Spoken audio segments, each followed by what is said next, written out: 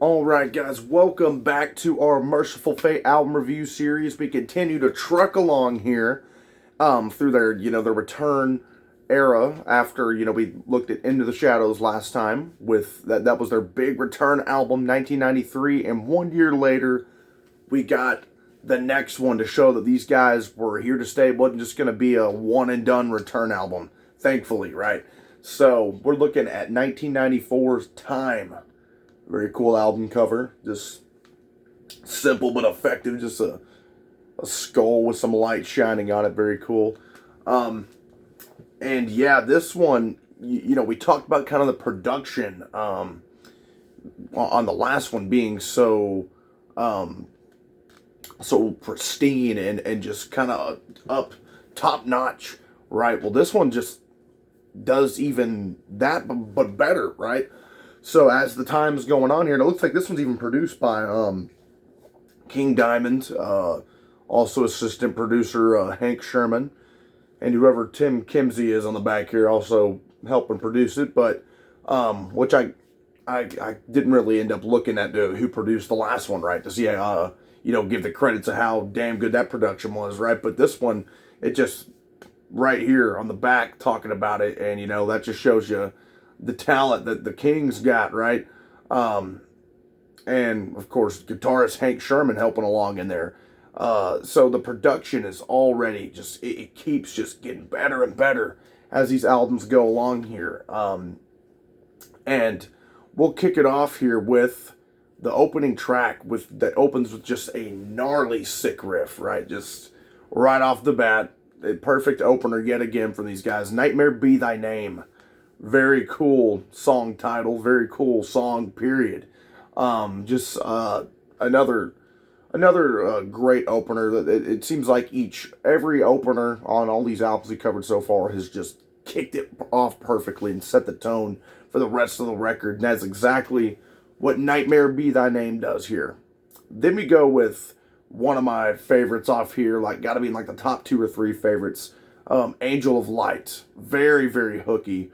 And just I love again, to talk about the vocal range of King Diamond. He's just hitting them high pitched notes, almost sounding very operatic in the chorus and everything. And I just love the riff in this one as well. There's hooks galore and catchiness galore all over this album, as we'll continue to see, especially with the next track, probably my favorite off here. In fact, I'd go ahead and just call it my favorite off here. And one of the best Mercyful Fate tracks of all time, in my opinion here, The Witch's Dance. Man, what a wicked sounding riff. It just sounds like brutal and wicked and witchy, right? Which is, I guess that's the exact effect they were going for. And they nailed it. And just a fantastic song. From everything from just the cool dark lyrics and everything going on, and just that hooky chorus. I mean, this one will get caught in your head. You'll be just singing along to it in no time. This is a all-time great Mercyful Fate track, and has been one of my favorite Mercyful Fate songs for a long time. Then we go with the Mad Arab, track number 4 here. And this one's got that, cool kind of desert, kind of Arabian sound in its riff and everything. And I love the chorus on this one as well. Just real simple, straight to the point. Where it does kind of, that little riff, and then, just the Mad Arab. I mean, just really cool song that kind of changes up the kind of the tone coming from off the last couple there. Then we go with track number 5, My Demon. Another really freaking sick one. I just love kind of the flow of this track here. That it just the way in the chorus and everything flows together on this one. The lyrics and the way it's sung, the melody of it and everything. Just very, very cool song. My Demon is definitely one that has kind of grown on me. I mean, in fact, I kind of forgot what it went like right before. It had been a while since I've listened to this album. But on this recent re-listen of it, going through these again, I'm like, damn, that one is really freaking good. And it's kind of, risen to being one of my favorites off here. Then we go with another kind of pace changer here with track number 6, the title track, Time. Kind of a slower one, which is solid. Kind of got that spooky, ghostly vibe going on with it, and does its job just fine. Not one of my favorites off here, but it is a really cool one. Then we go with this one is another one of my favorites here, The Preacher. Very, very cool, man, and just badass riff yet again going on here, and a sick solo at that as well, which can be said for really all this on here. I mean, you got that dual guitar playing from Michael Denner, Hank Sherman, but yeah, The Preacher, very cool. I love the chorus in this one as well. It seems like that. I mean, this album, not that they ever were striving to be like ultra commercial, right, or anything. But as far as like hookiness and choruses go, this album really does have a lot of that on here, which is an awesome thing, right? And The Preacher is one of those and Witch's Dance and Angel of Light. Those are some of the catchiest choruses Mercyful Fate's ever had. Another awesome one. Track number 8, here we go with Lady in Black. Another solid tune. Not one of my favorites off here. I wouldn't call it. I'm trying to think I wouldn't call it my least favorite off here, but it does kind of, and again, awesome song. Like I said, I don't dislike any of these off here. But if I had to kind of, see where some of these kind of lie, I would say maybe that one kind of lies near the bottom kind of tier for me as far as these tracks go.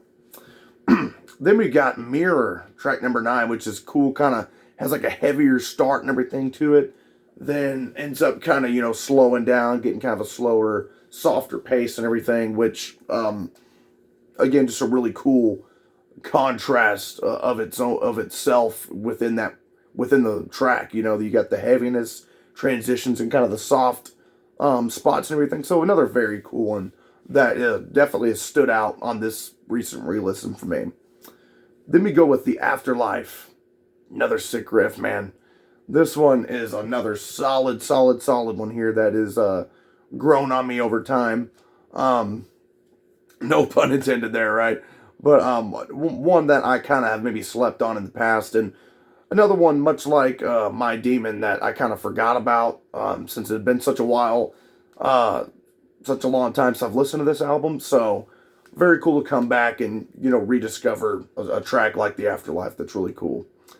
Let me close it out. Track number 11, Castillo del Mortis. A very perfect kind of driving closer here with the riff really being that driving force behind it. And I think it was really the perfect choice for the closer. I mean, really, if there would have been any other ones, I mean, I would say maybe, yeah, no, nothing. I think that was really the perfect choice. It kind of just, wraps up the album, puts the cherry on top, the ribbon on the present there, and I think it does it great. I mean, again, the riff is really what stands out to me in this one, and the lyrics and kind of the storytelling of this one. Sorry, guys, my voice. I'm still recovering. I've been working a haunted house here on the weekends all through this month, so voice is kind of hoarse a little bit, but we're powering through.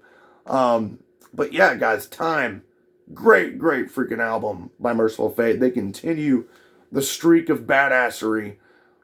King Diamond, it's like he just don't miss, right? And whether it be a solo or his stuff with Mercyful Fate. So, very great album. And again, a lot of just some of their best material on here with Witch's Dance, Angel of Light, The Preacher. I mean, The Mad Arab's another one, awesome one. The Nightmare Be Thy Name, one of my favorites off here. So just very cool stuff. Can't go wrong with this album.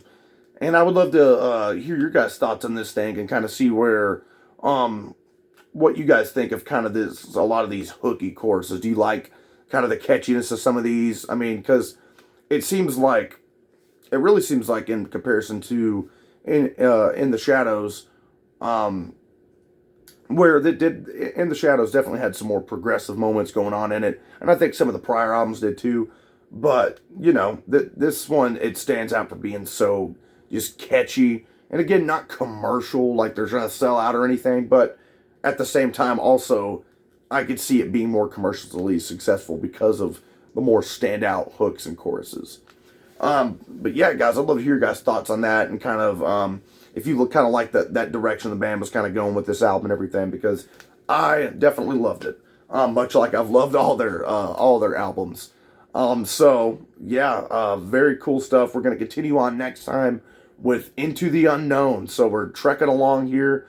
We got a good 3 or 4 more albums to go till we rank these suckers. So stay tuned for that, guys. Into the Unknown will be coming up, being the next Mercyful Fate album we review. Thanks, guys.